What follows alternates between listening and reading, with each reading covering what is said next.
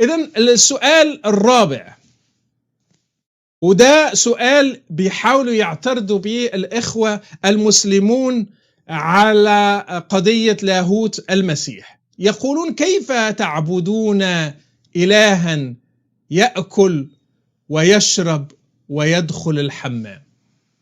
كيف تعبدون إله يحتاج إلى الأمور المادية؟ وطبعا خلينا نحط سطرين على يدخل الحمام. ما فيش أي آية في الإنجيل تقول بأن المسيح يدخل الحمام، لكن رغم ذلك يصرون على إدخال هذه الكلمات في السؤال.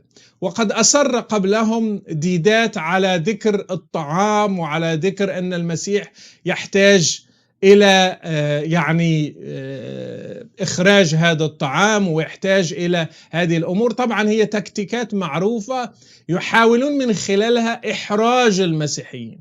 المسيحيون ليس لديهم أي حرج، لكن لم يذكر في الإنجيل أن السيد المسيح قد دخل الحمام. ما عندناش فقه المراحيض في الإنجيل، ما عندناش هذا الفقه، لا يوجد.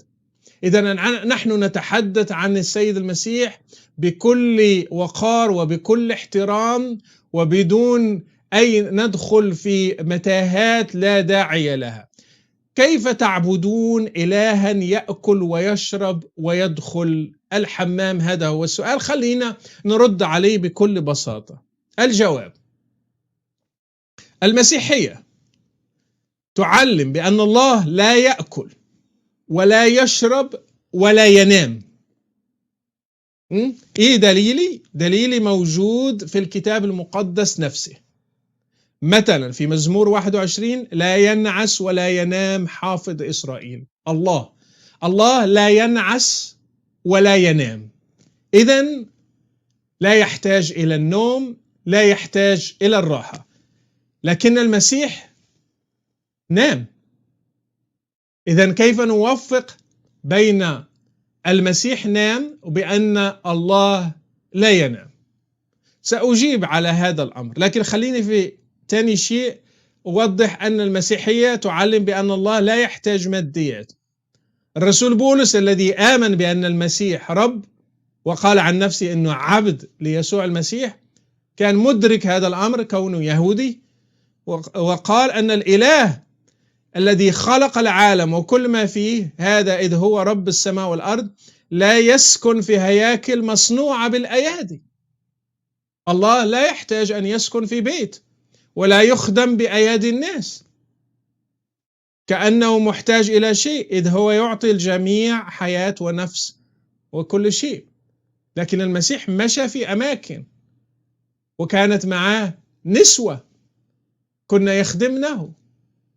إذن هل هذا يتعارض مع كون المسيح هو الله؟ سنرى. الله لا يكل ولا يعيا في المسيحية. المسيحية تعلم هذا الأمر، يعني مش هيجي الإسلام يعلم المسيحية هذا الأمر، لا، موجود في نصوص المسيحية. ما تحتاج يعني المسيحية إلى نصوص خارجها حتى تثبت هذا الأمر. يقول في إشعياء: إله الدهر الرب خالق أطراف الأرض لا يكل ولا يعيا. لكن المسيح تعب. مثلا لما كان ذاهبا ووقف عند البئر في السامرة كان تعب، وكان توقف قليلا حتى يستريح. فهل الله يحتاج أن يتوقف قليلا لكي يستريح؟ طبعا لا. لكن السؤال يخلط بين فكرتين. في المسيحية الله في جوهره لا يحتاج إلى ماديات، ولا يكل ولا يعيا ولا يشرب ولا ينام ولا أي شيء من هذا.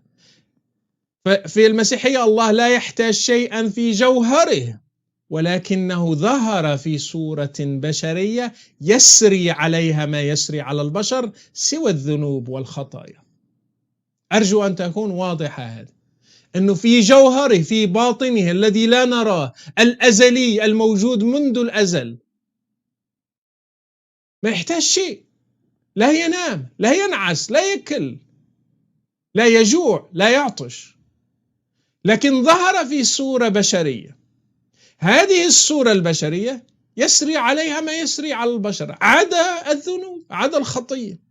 ولذلك قال عنه في الإنجيل نفسه، في آيات الإنجيل: الذي هو صورة الله غير المنظور، موجود في رسائل الرسول بولس في الكتاب المقدس في العهد الجديد.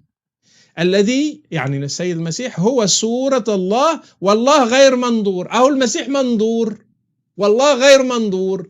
إذن ما نراه هو الصورة التي ظهر بها، لكننا لا نرى جوهره، فالجوهر غير منظور لكنه ظهر في صورة بشرية.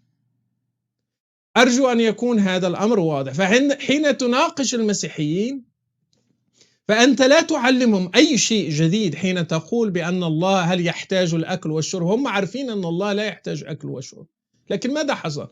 ظهر الله في صورة بشرية. جبريل في الإسلام يظهر في صورة بشرية، فالله في المسيحية عنده هذه القدرة على الظهور للبشر، وسيبدو كالبشر، وسيأكل كالبشر، وسيمشي كالبشر، وسيتعب كالبشر، وسينام كالبشر، لكنه لن يخطئ، لن يقم، لن يفعل أي ذنب. هذا هو الاختلاف الذي يختلف فيه السيد المسيح في ظهوره عن البشر.